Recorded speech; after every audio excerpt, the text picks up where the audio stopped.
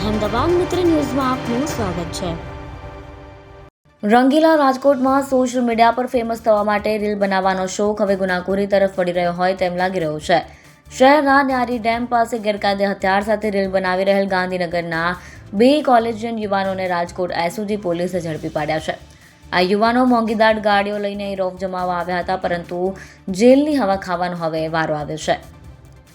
Rajkot special operation group એસઓજીને ચોક્કસ બાતમી મળી હતી કે ન્યારી ડેમ રોડ પર કેટલીક લક્ઝરી કાર સાથે કેટલાક યુવાનો શંકાસ્પદ હિલચાલ કરી રહ્યા છે।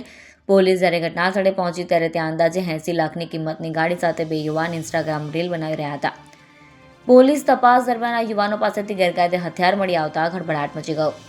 આ મામલે પોલીસે ધ્રુમિલ ઠાકોર અને આદિત્ય રાઠોડ નામના 2 વિદ્યાર્થીઓની ધરપકડ કરી છે। તપાસમાં સામે આવ્યું છે કે આ બંને યુવાનો ગાંધીનગરથી રાજકોટ માત્ર વિડીયો શૂટ કરવા માટે આવ્યા હતા। તેમની પાસેથી મળી આવેલ હથિયારના લાયસન્સ કે અન્ય કોઈ કાયદે કાગળો ન હોવાથી પોલીસે આર્મ્સ એક્ટ હેઠળ ગુનો નોંધી વધુ તપાસ હાથ ધરી છે। આ ઘટનાએ ફરી એકવાર સાબિત કર્યું છે કે યુવા પેઢીમાં સોશિયલ મીડિયાનો ક્રેઝ જોખમી સ્તરે પહોંચી ગયો છે। આ લોકો સામે કાયદેસરની કાર્યવાહી હાથ ધરીને પોલીસે તેમની પાસેથી જર્મન બનાવટની એક રિવોલ્વર, એક જીવતો કારતૂસ, વિવિધ કંપનીના મોબાઈલ ફોન અને કાર જપ્ત કરી લીધી છે। આદિત્યસિંહ દિલીપસિંહ રાઠોડ અત્યંત રીટો ગુનેગાર છે। આ પહેલા પણ અમદાવાદ અલગ અલગ પોલીસ સ્ટેશનમાં તેની વિરુદ્ધ ગુનો દાખલ થઈ ચૂક્યો છે।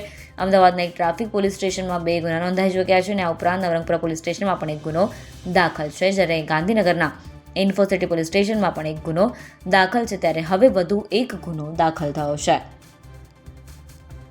અહેમદાબાદ મિત્ર ન્યૂઝની યુટ્યુબ ચેનલને સબસ્ક્રાઇબ કરો અને બેલ આઇકોન જરૂરથી દબાવો, જેથી દરેક મહત્ત્વના વિડીયોની નોટિફિકેશન તમને મળતી રહે।